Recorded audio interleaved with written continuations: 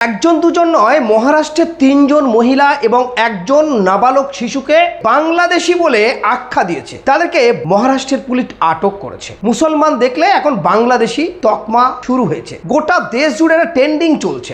এই তদন্ত করতে গিয়ে একেবারে মিম ব্যারিস্টার আসাদউদ্দিন ওয়াইসির নজরে পড়ে যায় এবং সেটা নিয়ে তিনি তদন্ত শুরু করে এবং পরে জানা যায় এরা বাংলাদেশি নয়, এরা মহারাষ্ট্রে এদের বাসিন্দা। এদের I card, Aadhaar card, passport সমস্ত কিছু আছে। তারপরেও মুসলিম হওয়ার অপরাধে তাদেরকে তুলে এনে মহারাষ্ট্রে পুলিশ তাদেরকে পুশব্যাক করানোর পরিকল্পনা করছিল বাংলাদেশে। একজন ভারতীয় নাগরিককে যদি তার যাচাই বাছাই না করে তাকে তুলে আনা হয়, কতটা আতঙ্কগ্রস্ত মানুষ। বিপদের যেন শেষ নেই, বিশেষ করে মুসলমান সম্প্রদায়ের। গোটা ভারতবর্ষ জুড়ে এই তাণ্ডব চলেই যাচ্ছে। এটা কি আর থামবে না? ভারতবর্ষের এই নীতি, এই আদর্শ তারা সংবিধানও মানছে না। তদন্ত করা দরকার, সেগুলো না করে সংবিধানের বুড়ো আঙুল দেখিয়ে প্রশাসন নিজের দায়িত্বে একজন দুজন নয় ৩ জন মহিলা এবং একজন নাবালক শিশু তাকে গ্রেপ্তার করে বলে জানা যায়, আটক করে রাখা হয়। এই খবর ছড়িয়ে পড়ে এবং ব্যারিস্টার আসাদউদ্দিন ওয়াইসি মিমের নেতৃত্বের পক্ষ থেকে সেখানে যায় এবং তার তদন্ত করে। তদন্ত করে উঠে আসে যে এরা বাংলাদেশি নাগরিক নয়, এদের আধার কার্ড, প্যান কার্ড, পাসপোর্ট এবং সমস্ত ডকুমেন্টস এই ভারতবর্ষে, তারা এই ভারতবর্ষের জন্ম। তারপরে জোরপূর্বক কোন দিকে নিয়ে যাচ্ছে, প্রশাসন ব্যবস্থাও ঠিক নজর রাখছে না কেন? আমরা একাধিক জায়গায় এই চিত্র কিন্তু বারবার ভারতবর্ষের মানুষের দেখতে হচ্ছে। ভারত একটি গণতান্ত্রিক দেশ, সংবিধান আছে, সংবিধান অনুযায়ী তার নাগরিকত্ব আছে। তারপরেও এভাবেই মানুষকে হ্যারেস, গোটা দেশ জুড়ে কিন্তু এখন তোলপাড় চলছে। এই বিষয়গুলো দেখতে হবে। हम ऐसे भटक रहे थे कि हमारा कोई सहारा नहीं था। हम उम्मीद छोड़ चुके थे कि हम निकल नहीं पाएंगे, क्योंकि पूरे डॉक्यूमेंट्स होने के बावजूद भी वो लोग बोल रहे थे ये सारे फेक है। हम इन्हें नहीं मानते। हम बाहर भटक रहे थे, तभी फरिश्ता बन के ये जो MIM टीम है आई, हमारी मदद की। ये लोग नहीं होते तो हम आज पता नहीं किधर भेज देती पुलिस। ठीक है, कितनी लेडीज लोग थे आप? ये 4 लेडीज लोग हैं, 2 बच्चे, 2 बच्चे।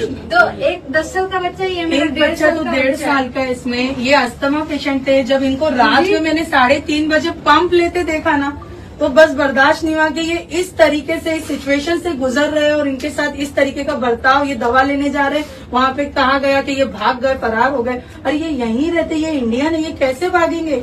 अगर हमको भागना ही है तो हम यहाँ पे वापस क्यों आते? ये रह रहे यहाँ पर, इनके लोग रह रहे, इनके घर वाले रह रहे, ये यहाँ पे काम कर रहे, इनकी नेशनलिटी छीनी जा रही थी। ये बहुत बड़ा मुद्दा है और हमारे जो है वारिस पठान साहब ने इसको बहुत ज्यादा अच्छे तरीके से कोऑपरेट करवा कर हमारे CP साहब से बात की। ये जो मुमकिन नहीं था, किसी से कोई नेता जो है यहाँ पर आकर खड़ा नहीं हुआ।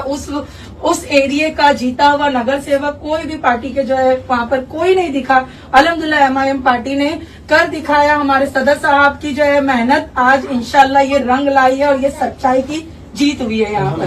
मैं तो बोलना चाहूंगा, কয়েকদিন আগে আমরা দেখেছিলাম পশ্চিমবঙ্গে নূতন সরকার আসার পর পুশব্যাকের কথা বলেছে। যারা বাংলাদেশে অনুপ্রবেশকারী আছে তাদেরকে তারা পুশব্যাক করবে। এমতো ভাবে একাধিক জায়গায় ক্যাম্প করা হয়েছে, অর্থাৎ সেই বিভিন্ন থানা থেকে তাদেরকে উদ্ধার করছে যারা বাংলাদেশি আছে, অন্য কোনো সম্প্রদায়ের না, শুধু মুসলমান সম্প্রদায়ের। তাদেরকে তুলে নিয়ে যাওয়া হচ্ছে। ওদিকে বাংলাদেশ সরাসরি ঘোষণা করেছে সঠিক তদন্ত ছাড়া আমরা কোনো কাউকে নেব না এদেশে। বাংলাদেশি যদি নাগরিক হয় তারা নিয়ে নেবে। কিন্তু তার আগে আমরা দেখতে পাচ্ছিলাম সত্যি মানবিকতা, যে পুশব্যাক করা হচ্ছে জোরপূর্বক। অপরদিকে ইন্ডিয়ার পক্ষ থেকে, আমাদের ভারতবর্ষের পক্ষ থেকে যখন বর্ডার সিকিউরিটি ফোর্স তাদের জোর করে পুশব্যাক করছে, ওদিকে তাদের একেবারে জিরো সীমার মধ্যে দিয়ে তাদের আটকে রাখা হয়েছে। ওদিকে বাংলাদেশ বলছে এরা আমাদের নাগরিক নয়, যদি নাগরিক হয় তাহলে সঠিকভাবে একত্রিত বসে আলোচনা করার পরে আমরা আমাদের যদি দেশের নাগরিক হয় আমরা ফিরিয়ে নেব। কিন্তু এটা নিয়ে বাংলাদেশ এবং ভারতের মধ্যে কূটনৈতিকভাবে একটি সমস্যা তৈরি হয়েছে। সত্যি মানবতা আমরা দেখলাম যে 0 পয়েন্টের মধ্যে বহু শিশু, নারী, বৃদ্ধকে বসে থাকতে হয়েছে। কারোর 2 দিন, 3 দিন, 4 দিন হতাশ হয়ে পড়েছে মানুষ। বাংলাদেশ থেকে যারা এই পশ্চিমবঙ্গে কেন ভারতবর্ষে যারা এসেছেন তারা কিন্তু অভাব অনটনের জ্বালায়। কেউ একটু বোতল গুঁড়িয়ে খেত, কেউ কাগজ গুঁড়িয়ে, কেউ ছোট ছোট কাজ কলকারখানায় কাজ করে, কেউ ডিমের কাজ করে পেটের জ্বালায়, অন্যের জ্বালায় 2 পয়সা ইনকাম করার জন্য ভারতের তারা প্রবেশ করেছিল। কিন্তু কেন প্রবেশ করলো, কিভাবে প্রবেশ করলো, এর দায় কারা? আজকে থেকে নয়, একাধিক জায়গায় এই বারবার এই চিত্র উঠে আসছে। কেন, কিভাবে প্রবেশ করতে পারে?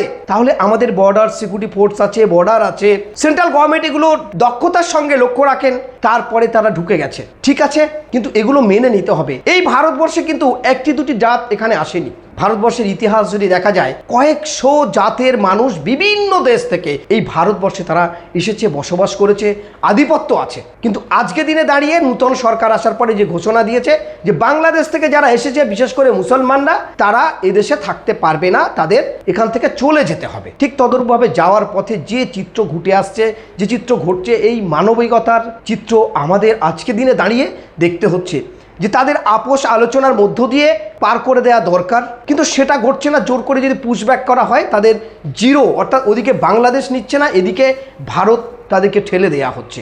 তাতে আমরা দেখলাম যে দুই দেশের মাঝখানে যে বিভিন্ন ফুটেজে উঠে আসছে, তারা কিন্তু হতাশ, হতভাগ, কোথায় যাবে, কে তাদের নেবে, এটা নিয়ে কিন্তু চিন্তিত তারা। আমরা এই চিত্র কিন্তু বারবার দেখছি। এবারে যেটা দেখলাম, মহারাষ্ট্রের মতো জায়গায় 3 জন মহিলাকে জোরপূর্ব ধরে তাদের বাংলাদেশি আখ্যা দেওয়া হবে একজন শিশুকে, কিন্তু তারা এই দেশের নাগরিক। ভারতের সংবিধান কি বলে? সংবিধানকে লঙ্ঘন করা হচ্ছে, আইনসভাকে বুড়ো আঙুল দেখানো হচ্ছে। বারবার কিন্তু এই চিত্র উঠে আসছে মুসলমানদের ক্ষেত্রে। মুসলমানদের বাড়িতে কখনো বুলডোজার চলছে, মসজিদে চলছে, জয় শ্রীরাম বলে দাঁড়ি ধরে টানা হচ্ছে, জয় শ্রীরাম বলে মারা হচ্ছে। গোটা ভারতবর্ষ জুড়ে বিশেষ করে মুসলিম সম্প্রদায়ের উপরে তাণ্ডব চলছে বলে বলা যেতে পারে। উপর নেতৃত্ব বারবার বারণ করা সত্ত্বেও তাও কিন্তু কেউ মানছে না। দেশের পরিস্থিতি কেন এই দিকে যাচ্ছে?